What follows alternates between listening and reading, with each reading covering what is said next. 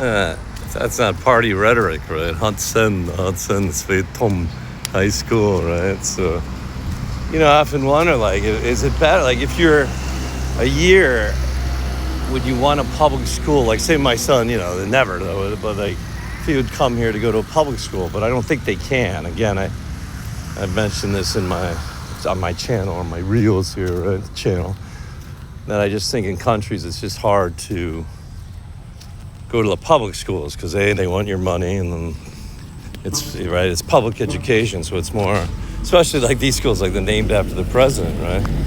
So it's like it's just the rhetoric of the nations, and maybe they don't want foreign kids to be privy to that. I don't know, because I remember teaching in Shenzhen.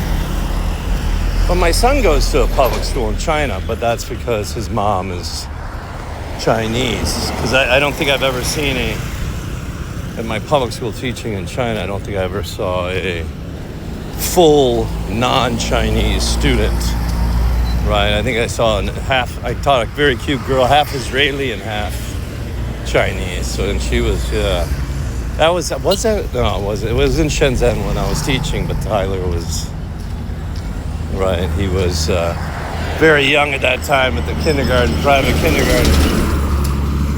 So, but yeah, just hoping, man, Chongqing, hopefully my wife would just get Tyler out of that Dongbei, northeastern China. It's really depressing. And the last time I was there, it was just so like North Korea, you could only imagine.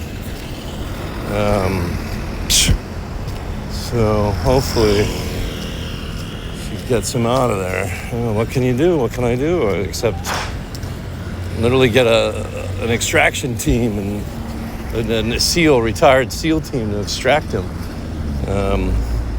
Every minute he gets older, my son, it's like less he'll be associated with the outside world. And I mean, the outside world being outside of that province.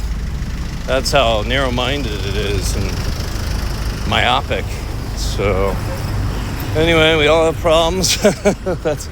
That's my burden. That's been my cross to bear, as well as my mom now. So anyway, that's that. But yeah, banh mi, good banh mi, a beautiful banh mi. The fruits. So this is the market. I should come one day. Maybe tomorrow I'll come back and buy some more fruit here.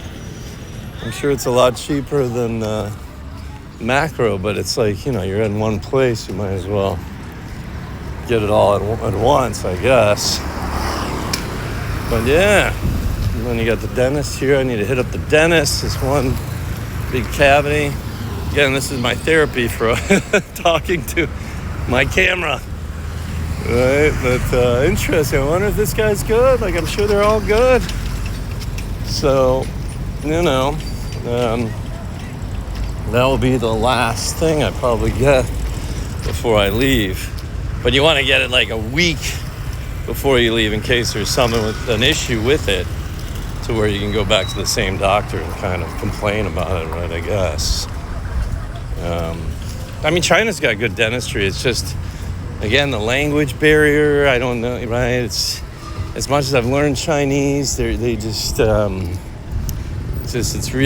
just quite doing services there from banking to, right, doing for services there from banking to everything.